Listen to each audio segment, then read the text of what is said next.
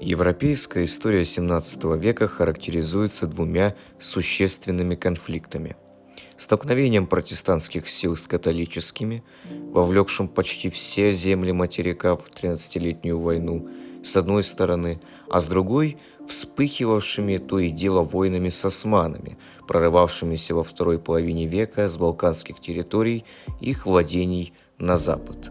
На западе материка Франции при королях Людовике XIII и Людовике XIV старалась завоевать господствующее положение в Европе и по возможности ограничить власть Габсбургов как в Испании, так и в германских землях.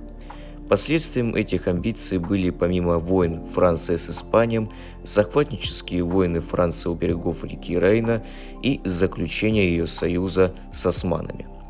В события подключились также такие экономические силы, как Англия и Голландия. В освободительной войне нидерландцев с испанцами развился из-за Оранской военной реформы новый способ ведения боя, придавший войскам в результате муштры большую гибкость и стойкость. Императорские войска, однако, вербовавшиеся только на время отдельного похода, вплоть до начала века не знали единого оснащения. Теперь же они были переведены в постоянную армию с непрерывным денежным снабжением.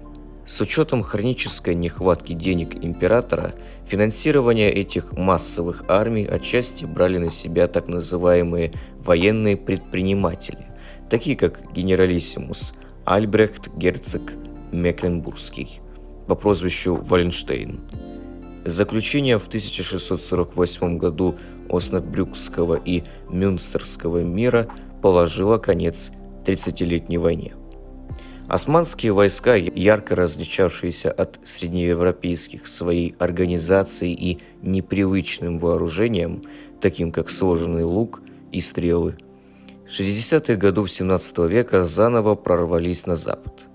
1 августа 1664 года они потерпели поражение при Санкт-Готхард-ан-дер-Рап, город Мюггерсдорф.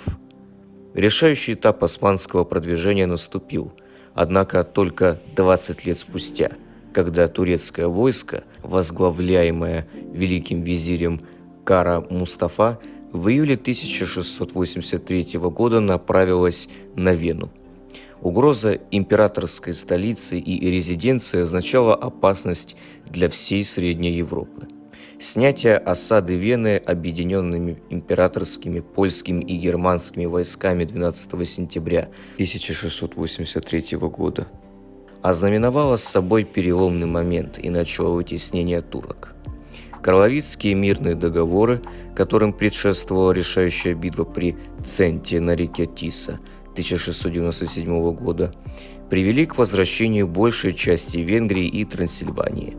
Эти успехи были достигнуты благодаря военному гению и дипломатическому искусству принца Евгения Савойского, деятельность которого обосновала для Австрии в первой трети XVIII века статус великой державы.